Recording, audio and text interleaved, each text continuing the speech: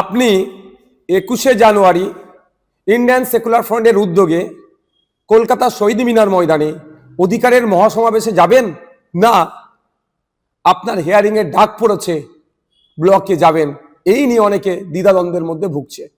আমাদের অনেক নেতৃত্ব জানিয়েছে এবং অনেক সাধারণ মানুষ ফোন করে বলছে, ভাইজান কি করব, 21 তারিখেই আমাদের আপনার হিয়ারিং এর ডাক পড়েছে। আমি আপনাদের জানিয়ে দিই, আপনার নির্দ্বিধায়, কোনো ভয়ের দরকার নাই, 21শে জানুয়ারি কলকাতা শহীদ মিনারে আমাদের ডাকে যে অধিকারের মহাসমাবেশ হচ্ছে ওখানে উপস্থিত হন। আর আপনারা কি করবেন, তাহলে একটা চিঠি তৈরি করুন। চিঠিটা আপনার ব্লকের যিনি ইআরও আছে, ইলেকট্রাল রেজিস্ট্রেশন অফিসার, তারকে দিন। সেই চিঠির নমুনা এই ভিডিওর কমেন্ট বক্সে দেওয়া হচ্ছে। তারপরও আমি একটা ছোট্ট করে দেখিয়ে দিই, বুঝতে পারবেন চিঠিটা কিভাবে লিখবেন। প্রতি মাননীয় বা মাননীয়া ইআরও আপনার বিধানসভার নাম লিখে অমুক বিধানসভা, তারপরে আপনার জেলার নাম দেবেন, তারপরে কি দেবে বিষয়, শুনানির দিন পরিবর্তনের আবেদন, তারপরে মহাশয় মহাশয়া, পুরুষের জন্য মহাশয়, মহিলার জন্য মহাশয়টা দিলেন, আপনার নাম দেবেন, পিতার নাম দেবেন, পুরো ঠিকানা লিখবেন। তারপরে আপনাকে যে নোটিশটা গিয়েছে, নোটিশটা ধরে বাম দিকের মাথায় এমন জায়গায় নোটিশে লেখা আছে, নোটিশ নাম্বার দেওয়া হচ্ছে, ওই নোটিশ নাম্বারটা বসালেন। তারপরে কি লিখবেন, আপনার পক্ষ থেকে 21শে জানুয়ারি 2026 আপনার দপ্তরে এসআইআর বিষয়ে, এই গ্যাপটা এসআইআর এর যে কি কারণ আপনাকে নোটিশ ইস্যু করেছে, যে কারণটা আছে সেটা উল্লেখ করবেন। উল্লেখ করার পরে শুনানির জন্য নোটিশ পেয়েছেন, আপনাকে বিশেষভাবে অনুরোধ করছি 21শে জানুয়ারি 2026 বুধবার অনেক আগে থেকেই আমার একটি গুরুত্বপূর্ণ অন্যত্র প্রোগ্রাম রয়েছে।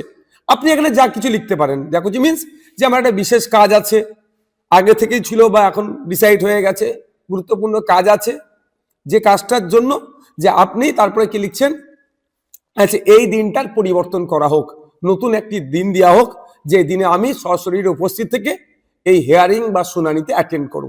তারপরে ধন্যবাদ সহ আপনার সই করে দিলেন তলায়, যেদিনকে অর্থাৎ সোমবারই আশা করব, সোমবার কি মঙ্গলবার খুব বেশি হলে টার্গেট করবেন, জমা দেবেন, তারিখটা উল্লেখ করে দেবেন। দুটো কপি হবে, একটা ইআরও স্যার বা ম্যাডাম নিয়ে নেবেন, আর একটা আপনার কাছে থাকবে রিসিভ কপিটা।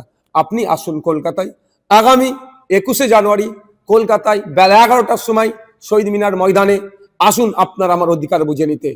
ফেক এসটি/এসসি সার্টিফিকেটের নামে যেভাবে প্রকৃত এসটি/এসসিরা বঞ্চিত হচ্ছে, এই হয়রানি বন্ধের জন্য, নতুন ওবিসি সার্টিফিকেট দিয়ে মমতা ব্যানার্জি যেভাবে মুসলিম সম্প্রদায়ের সাথে দ্বিচারিতা করছে, বৈষম্য করছে, এটা বন্ধের জন্য, ওয়াকফ সংশোধনী আইন প্রত্যাহারের জন্য, আর সর্বোপরি এসআইআর এর নামে রাজ্য জুড়ে যেভাবে অহেতুক ভোটারদেরকে হয়রানি আতঙ্কিত করা হচ্ছে, এটা বন্ধের জন্য, এবং সাথে সাথে স্কুল সহ মাদ্রাসা শিক্ষা প্রতিষ্ঠানগুলো শিক্ষক শূন্য অবস্থায় চলছে, পর্যাপ্ত পরিমাণে শিক্ষকদের শিক্ষার পরিবেশ করিয়ে নিয়ে আসা হোক, এবং যে নয়া শ্রমকোড নিয়ে এসে কেন্দ্রের বিজেপি সরকার শ্রমজীবী মানুষদেরকে শোষণ করছে, সেটা বন্ধের জন্য, এবং যে শিক্ষিত বেকার যুবকদের হাতে কাজ তুলে দেওয়ার লক্ষ্যে এই ধরনের 10টা পয়েন্টের উপরে সব আরো পয়েন্টে আলোচনা হবে।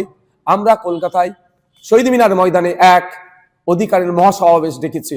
আপনারা আসুন, নিশ্চিন্তে আসুন, আপনারা এই চিঠি একটা করে আপনার ব্লকে ইআরওকে জমা দিয়ে রিসিভ নিয়ে চলে আসুন। কারণ আমি তাও বলছি, গতকালকে election commission of India West বেঙ্গলের সিইও স্যারের সাথে দেখা করতে গিয়েছিলাম। বিভিন্ন বিষয়ে আলোচনা হতে হতে ভার্বালি আমি এটা বলেছিলাম যে এই পরিস্থিতি, এটা কাকতালীয় কি ইচ্ছাকৃত ভাবে আমি সেটা বলতে পারছি না, কিন্তু ব্যাপক জায়গায় 21 তারিখে নোটিশ ইস্যু করা হয়েছে। আমরা মনে করছি বা আমাদের কর্মী সমর্থক মঞ্চে যে আইএসএফ এর প্রোগ্রামকে ভুলণ্ডিত করার জন্য দিকে দিকে যেমন তৃণমূল কংগ্রেস মিটিং মিছিল ওই দিনকে রেখে মানুষকে হয়রানি করার চেষ্টা করছে,